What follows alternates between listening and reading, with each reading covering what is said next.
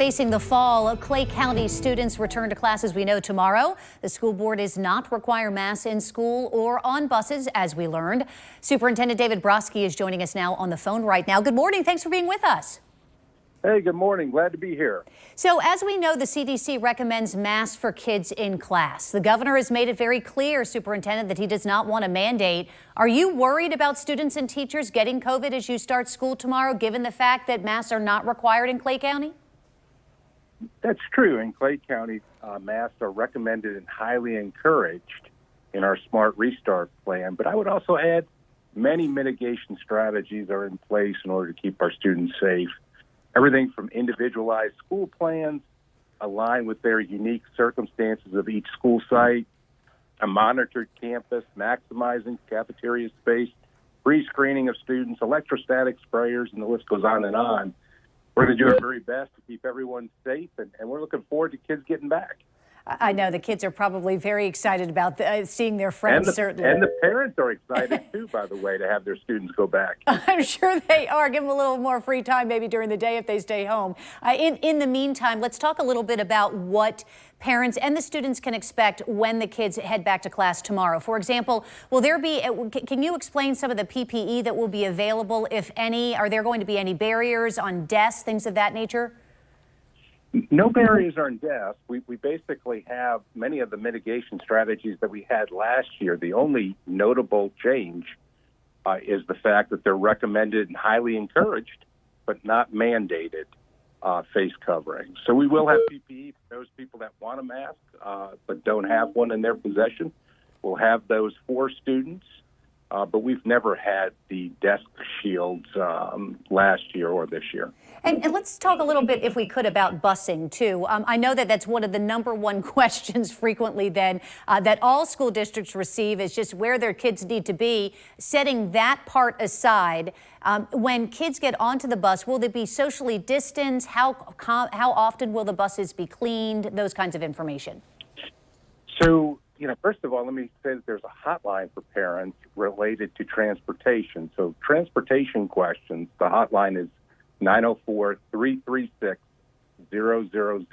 and we'll have a team of professionals there to answer questions, because quite often the questions the first day are the time at the bus stop, when their student's going to be back, et cetera, et cetera. As far as transportation itself on each day, we're going to clean those buses with an electrostatic sprayer after each and every run. Again, there'll be sanitizer available for students. Students will be spread out as much as possible during their ride. And we're looking forward to transporting them safely to school and getting the school year started. And they'll be at full capacity, correct? Some buses will, of course, have more students than others, depending on the route that they have. But yes, full capacity. Are you concerned, and what kind of feedback have you received from teachers? Are some of them afraid to come back, worried about their health if they are high risk? Well, one thing I would point out is that everyone's had the availability to receive a vaccine, anybody 12 or older. And as a result, I know everybody's concerned, and rightfully so. We should take every precaution that we have in order to ensure the safety of everyone, both students and teachers, and that's what we plan to do. So do you have enough teachers? I know that sometimes there are vacancies leading into the new year. Have you gotten any final figures? Yeah, we have 24 instructional positions that are open right now. That's pretty typical and lower than the number of in many districts our size within the state. No need to tell you, there's a teaching shortage nationwide, and so we're always looking for great teachers to work with our students in Clay County district schools. And Superintendent, final question, if there is an outbreak, at what point do you decide that you need to, close the school for cleaning? And are there any opportunities for students who might have to quarantine to learn, online or virtually without having to do virtual all year?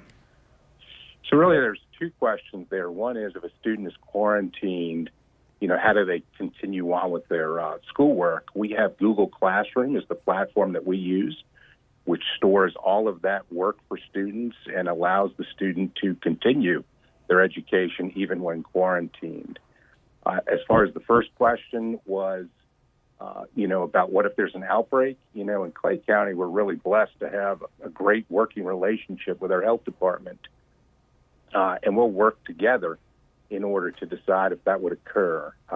Last year we were very successful in opening schools despite all of the circumstances, and we look forward to a great school year. Well, we wish you all the best of luck. We know that it's going to be busy tomorrow and this week. Superintendent David Broskie joining us live over the phone. Appreciate your time this morning. Thank you so much.